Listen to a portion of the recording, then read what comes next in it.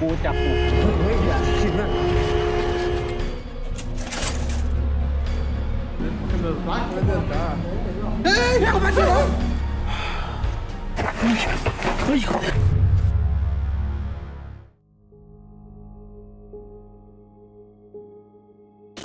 คลิปนี้บันทึกได้จากกล้องของหอพักแห่งหนึ่งในญี่ปุ่น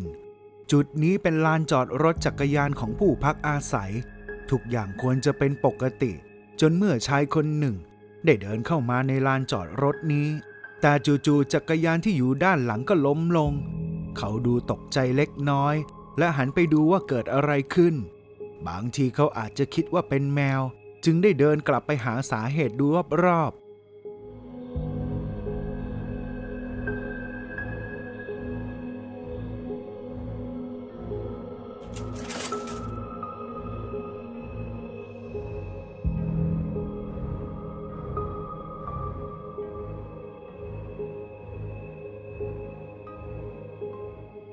เมื่อไม่เห็นอะไรก็อาจจะคิดว่าเป็นเพียงลมพัดเท่านั้นจากนั้นจึงได้ประคองจักรยานคันดังกล่าวขึ้นมาและทำท่าเหมือนว่าจะออกไปจากที่นี่ซึ่งระหว่างนั้นก็ได้มีหญิงสาวคนหนึ่งเดินสวนเข้ามาทางเดียวกับเขาและสิ่งที่น่ากลัวนั้นก็เกิดขึ้นเมื่อชายหนุ่มดูเหมือนจะมองไม่เห็นเธอเพราะชายคนนี้ได้จูงจักรยานไปด้านหน้าและทะลุร่างของหญิงสาวคนดังกล่าวไป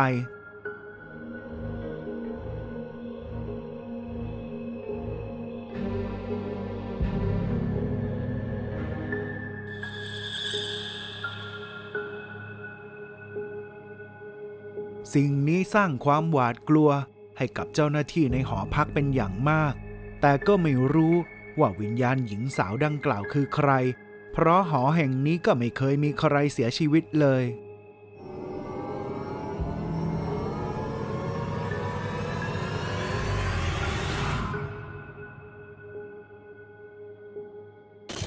วันนี้ซีวอนได้เข้ามาสำรวจในหมู่บ้านร้างตามคำขอของแฟนๆเขาใช้เครื่องมือตรวจหาวิญญาณระหว่างนั้นเองที่ซีวอนนั้นเริ่มเห็นบางอย่างนั้นเคลื่อนไหวแต่ก็ไม่รู้ว่าจะเป็นเพราะลมพัดหรือไม่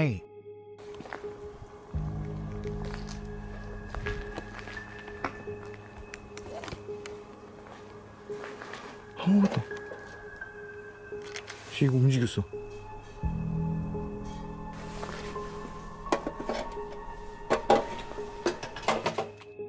เขาพบรอยไหม้ตามจุดต่างๆคาดว่าที่นี่อาจจะถูกไฟไหม้มาก่อน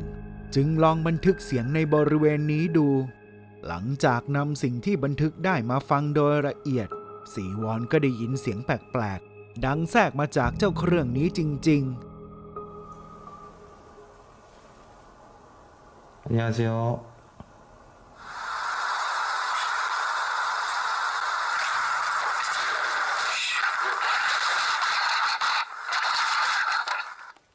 잠깐만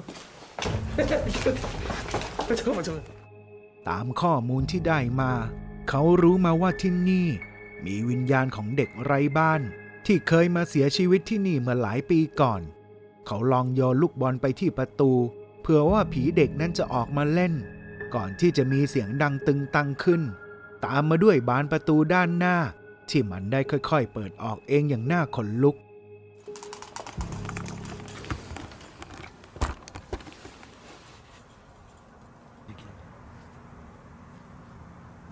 오씨 깜짝이야 뭐야 또 오씨 깜짝이야 야이 만만한 상대가 아닌 것 같은데 나온다 오 씨발ซีวอนที่ยังไม่มั่นใจจึงเข้าไปปิดประตูเพื่อพิสูจน์ให้เห็นอีกครั้งจนบานประตูนั้นเปิดออกเองแล้วจู่ๆเขาก็เดินออกมาจากตึกเอาดื้อๆไม่รู้เหมือนกันนะครับว่าจะเห็นหรือได้ยินอะไรหรือไม่ 미안해 sorry 오씨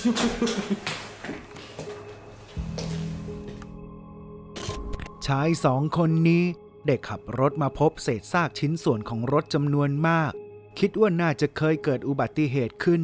ซึ่งก็อาจจะมีคนเสียชีวิตด้วย จึงว่าจะลองมาท้าพิสูจน์ดู คือทางพี่เนี่ยได้ขับรถผ่านมาได้เห็นซากรถอุบัติเหตุมีอยู่หลายคันเลย แล้วความรู้สึก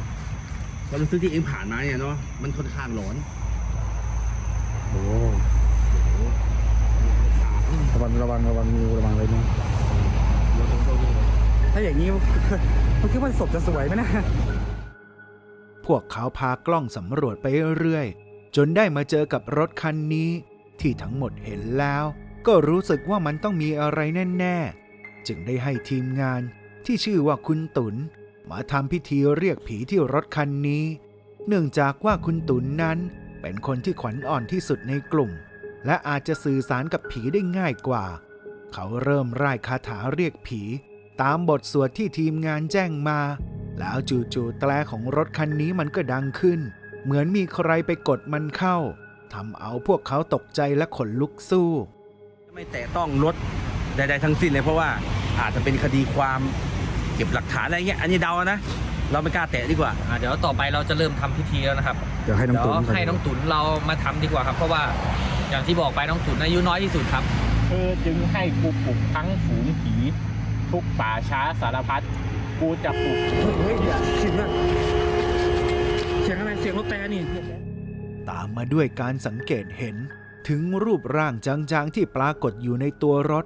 พอถอยออกมาแล้วก็พบเข้ากับเงาสีดำที่เดินผ่านตรงด้านหน้าไปอย่างรวดเร็วซึ่งก็คิดกันว่าที่นี่น่าจะมีดวงวิญญาณอยู่ด้วยกันหลายดวงจึงกราบขอขมาและอำลากลับบ้านไปในที่สุด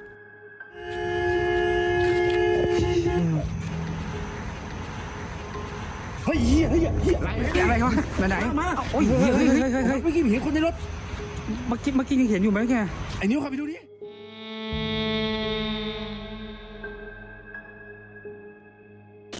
ชายสองคนนี้เป็นหนึ่งในทีมงานของสารัฐพวกเขาได้รับภารกิจให้มาสำรวจในอาคารร้างที่มียินอาศัยอยู่เพียงแค่เริ่มต้นทั้งสองก็ได้เห็นกับรูปร่างสีดำที่เดินผ่านหน้าไปอย่างรวดเร็วดูเหมือนว่าสิ่งนั้นจะไม่พอใจที่ชายทั้งสองคนบุกรุกเข้ามาในนี้จึงได้โยนบางสิ่งเข้ามาหาพวกเขา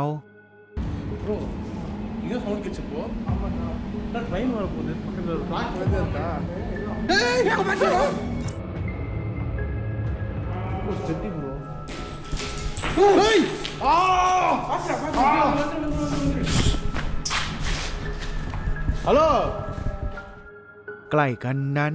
ทั้งคู่ก็ได้สังเกตเห็นศีรษะของใครบางคนโผล่ออกมาจากผนังพวกเขาคิดว่านั่นต้องเป็นยินแน่ๆจนเหตุการณ์เริ่มรุนแรงมากขึ้นพวกเขาจึงใช้เครื่อง EMF เพราะต้องการจะเจรจากับสิ่งลี้ลับขณะเดียวกันเสียงครวญครางก็ดังขึ้นอย่างต่อเนื่องไม่มีทีท่าว่าจะหยุด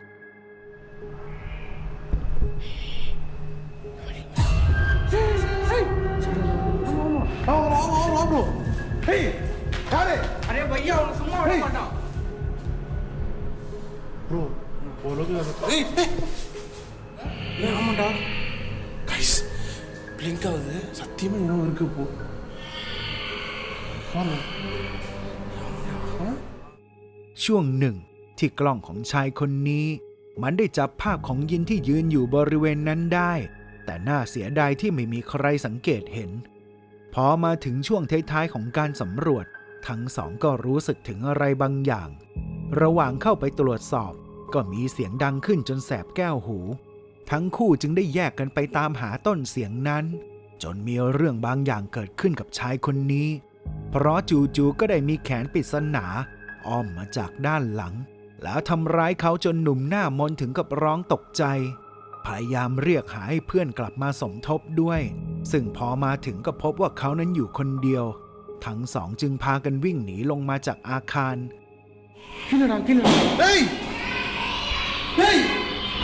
ಎಲ್ಲ ಹೋಗಿ ಕೇಳಿದ್ರೋ ஏய் யார் வரல ப்ரோ mana நீ ஆளா இருந்தா என் கண்வாடி வாடா பையா ஆமா சார் டேய்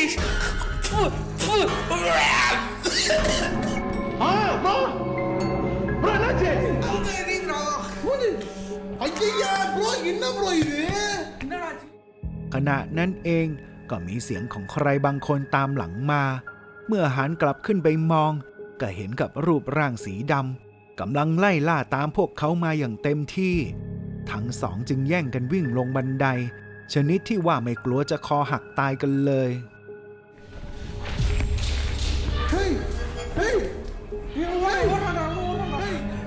Guys, camera off ஆயிடும் போல சீக்கிரம் பாருங்க பொம்பளை ஏன் போய் எப்பனா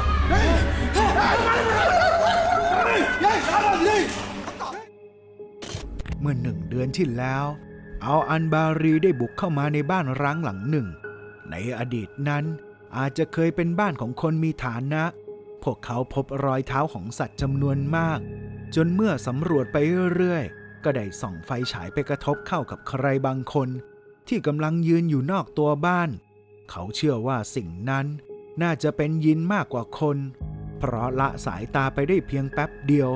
รูปร่างสีดำนั้นก็ได้หายตัวไปแล้ว واضح شو ناس من فترة قريبة لا هذه آثار قصاص الطائر بسم الله الرحمن الرحيم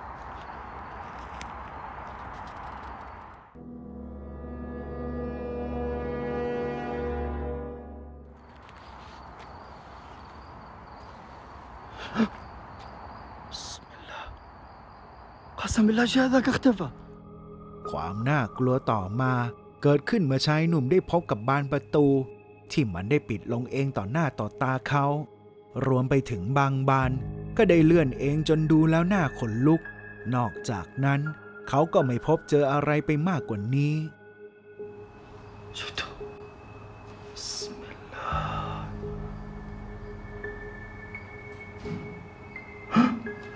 في أحد هنا؟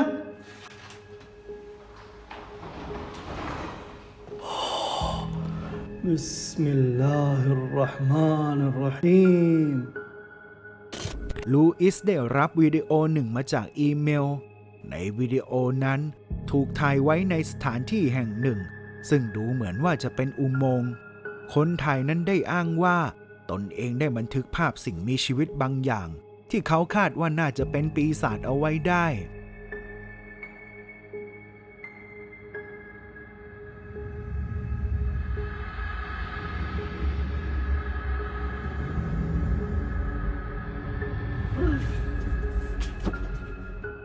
หลายวันต่อมาเขาก็ยอมลงมาสำรวจที่นี่โดยตนเองทางเข้าไปยังอุโมงค์เริ่มเล็กลงและดูเหมือนจะแคบลงไปเรื่อยๆไม่เหมาะสำหรับคนที่กลัวที่แคบและความมืด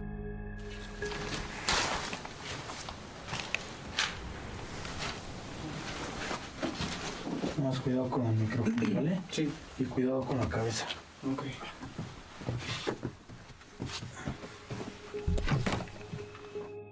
ยิ่งเข้าไปลึกมากขึ้นเท่าไหร่สภาพของที่นี่ก็ยิ่งดูอึดอัดและหายใจลำบากลูอิสต้องหาทางออกเพื่อที่จะมาสูดอากาศด้านนอกระหว่างนั้นเองเขาก็ได้สังเกตเห็นกับใครบางคนถึงแม้จะเป็นเพียงภาพเลือนรางแต่ก็พอจะมองออกได้ในความมืด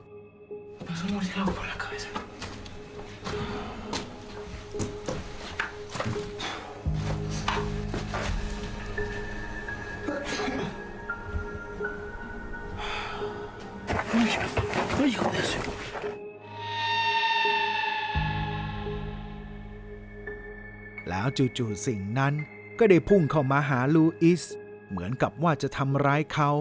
ทำเอาชายหนุ่มถึงกับขวัญผวาแต่เมื่อเขาได้หันไปมองอีกครั้งกลับพบว่าด้านหลังนั้นไม่มีอะไรเลยซึ่งถ้าเป็นสิ่งที่สมองของเขาหลอนขึ้นมาเองกล้องก็ไม่น่าจะจับภาพได้แบบนี้นะครับ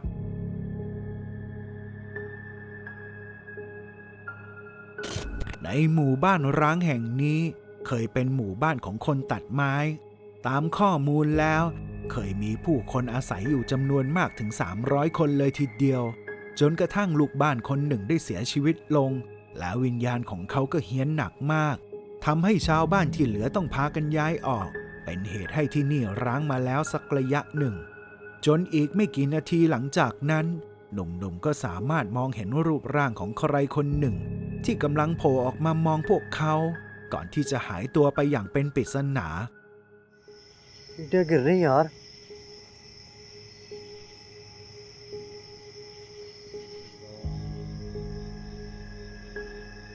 कहाँ पे देखा था यार उस वो तरफ जो देखा? हाँ वो दरख्त की जो जड़ें नहीं है वहाँ ओए, यही थी ये यार।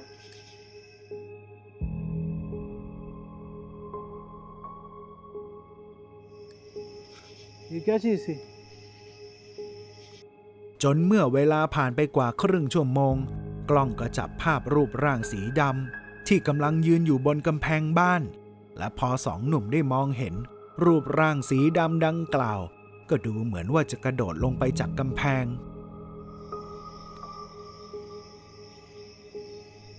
ओ ओ ओ ओ पीछे पीछे वो दीवार पे देख, दीवार पे देख, दीवार पे, दीवार पे।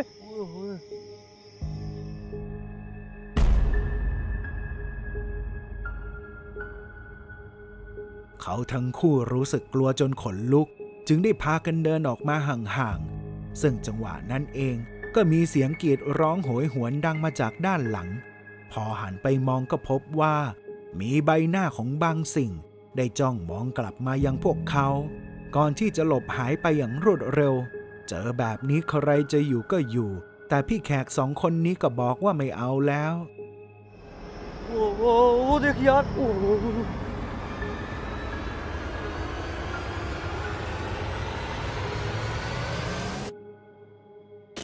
ตอนนี้สตีฟและเพื่อนๆได้มาอยู่กันที่ประเทศสกอตแลนด์ พวกเขาได้ตกลงกันว่าจะเข้าไปสำรวจที่บ้านร้างในฟาร์มใหญ่ ตามข้อมูลนั้นเจ้าของฟาร์มดูเหมือนจะเป็นคนไม่ปกติ เขามักจะฆ่าสัตว์เลี้ยงด้วยวิธีการวิตฐานจนถูกแจ้งจับเข้าไปในคุก สภาพภายในของที่นี่ค่อนข้างเละเทะ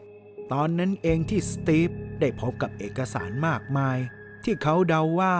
อาจจะเป็นเอกสารจากศาลที่เจ้าของฟาร์มเคยใช้ต่อสู้คดี He had sheep, cows, maybe even horses, I'm not sure. He let them starve, he killed them on purpose, he slaughtered them. He just did some terrible things. this guy's fucked up. Yeah, he is. You know what I mean? So many things. Just court documents. Dirty. Let's go to the picture. ต่อมาพวกเขาก็ได้เจอกับตุ๊กตาตัวหนึ่งที่ดูแล้วก็น่าขนลุกเอามากๆ สตีฟเห็นว่าน่ากลัวดี จึงว่าจะใช้เจ้าสิ่งนี้แกล้งเพื่อนที่กำลังทยอยกันเดินขึ้นบันไดมา โดยการโยนตุ๊กตาตัวนี้ใส่พวกเขาพร้อมกับทำเสียงให้ตกใจ Look at this doll. That's the creepiest doll I've ever seen. It's coming to take your soul. This is coming to take your soul, dude. That's a soul sucker right there. Yo, what's that? Oh my god. That's coming to take your soul, bro. ถึงแม้ที่นี่จะไม่มีเรื่องเหนือธรรมชาติอะไร แต่สตีฟก็บอกว่าที่นี่ดูหลอนเอาเรื่องอยู่เหมือนกัน แล้วพบกันใหม่ในคลิปหน้าสำหรับวันนี้ สวัสดีครับ